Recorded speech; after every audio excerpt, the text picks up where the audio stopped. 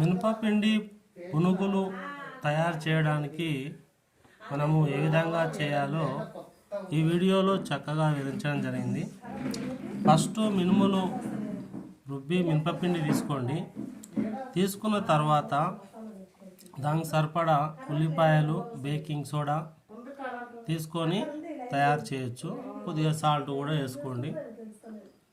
తర్వాత ఒక ప్లేట్లో మినపపిండి అంటే ఇడ్లీ పిండి అనొచ్చు తీసుకొని మీరు ఒక కప్పు మినపపిండి తర్వాత ఏం చేయాలంటే ఇక ఒక కప్పు మైదా పిండి వేసుకోండి. మైదా పిండి వేసుకున్న తర్వాత కొత్తిమీర,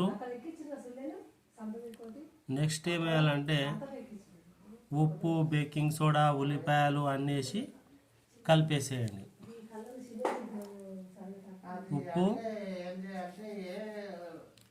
తర్వాత గారెల్లాగా అంటే ఇట్లా మన వడల్లాగా ఒత్తేసి గరం నూనెలో, వేడి నూనెలో చిన్న చిన్న బుబ్బడాల్లాగా వేసేయండి.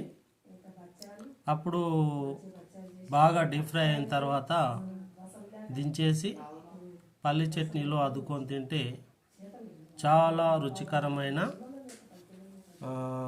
మినపవడలు లేదా పునుగులు అంటారు వీటిని. చాలా రుచికరంగా ఉంటాయి. ఇవి తెలంగాణలో చాలా తింటూ ఉంటారు. మంచి కలర్, గోధుమ కలరు, బ్రౌన్ కలర్ వచ్చే వరకు వెయిట్ చేయండి. ఆ తర్వాత తీసేయండి. వేగుతున్నాయి.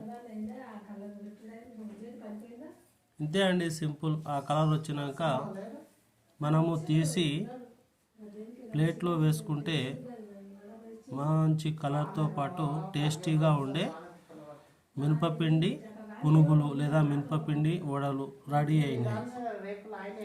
మనము పల్లి చట్నీ కానీ కొబ్బరి చట్నీ కానీ వేసుకొని తినొచ్చు. Thank you. ఫస్ట్ టైం చూస్తున్నట్లయితే సబ్స్క్రైబ్ చేయండి, లైక్ చేయండి. Welcome to Telangana VRS tech.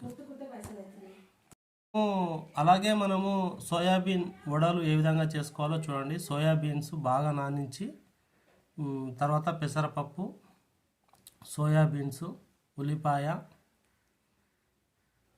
తర్వాత ఉప్పు, ఇవన్నీ మిరపకాయలు, అల్లిగడ్డ, ఇంకేంది అల్లం, కొంచెం సోడా, కళ్యామాకు, వీటిని ఉపయోగించి మనము ఏం చేయాలంటే సోయాబీన్ వడలు అయితే తయారు చేసుకోవచ్చు. ఇంత ఒక్కొక్కటి ఏ విధంగా వేసుకోవాలో చూడండి. ఫస్ట్ సోయాబీన్ తీసుకోండి, విత్తనాలు నానబెట్టినాయి. వీటిని మిక్సీకి వేసి రుబ్బు. మిక్సీలో వేసి రుబ్బిన తర్వాత పచ్చిమిరపకాయలు వేసి, కళ్యామాకు, ఉప్పు సరిపడినంత, ఎక్కువ వేసుకోకుండా బీపు ఉంటే అల్లము అవి ఇవన్నీ వేసేసి ఈ విధంగా పేస్ట్ చేసుకున్న తర్వాత ఒక గిన్నెలకు తీసుకొని మీరు వెంటనే ఏం చేయాలంటే ఈ యొక్క దానికి వెల్లిపాయలు కూడా యాడ్ చేసుకోవాలి. ఉల్లిగడ్డ, ఇంత మైదా పిండి కలుపుకోండి, బాగుంటుంది. లైట్గా సోడా, ఉప్పు కూడా వేసుకోండి. వీటిని వడల మాదిరిగా చేసి నూనెలో డీప్ ఫ్రై చేసుకుంటే మనకు కావాల్సిన రుచికరమైన సోయాబీన్ వడలు అయితే రెడీ అవుతాయి. ఆ విధంగా వడల మాదిరిగానే మంచిగా ఆ విధంగా ఒత్తుకొని అందులో వేసుకోవాలి. అంతే అండి, సింపుల్గా. ఇక ఈ విధంగా చేసుకొని ఒక టిష్యూ పేపర్ పెట్టి దాంట్లో వేస్తే నూనె పీల్చుకుంటుంది. ఇవి పల్లి చట్నీలో కానీ అద్దుకొని తింటే చాలా రుచికరమైన సోయాబీన్ వడలు రెడీ అయినాయి. ఇంతే అండి తయారు చేసే విధానం. Thank you. ఫస్ట్ టైం చూస్తున్నట్టయితే సబ్స్క్రైబ్ చేయండి, లైక్ చేయండి, షేర్ చేయండి. Welcome to Telangana VRS tech. Welcome to Telangana BRS tech. Subscribe చేసుకొని చూడండి. పల్లి చట్నీ చేసే విధానాన్ని ఈ వీడియోలో చక్కగా వివరించడం జరిగింది. పల్లి చట్నీకి కావాల్సినవి పచ్చిమిరపకాయలు, తర్వాత వెల్లుల్లి రెబ్బలు, కొంచెం జీలకర్ర, అలాగే వేరుశెనగకాయలు, కొంచెం చింతపండు, ఉప్పు వేసి మనం సన్ఫ్లవర్ నూనె ఏ నూనె వాడవచ్చు.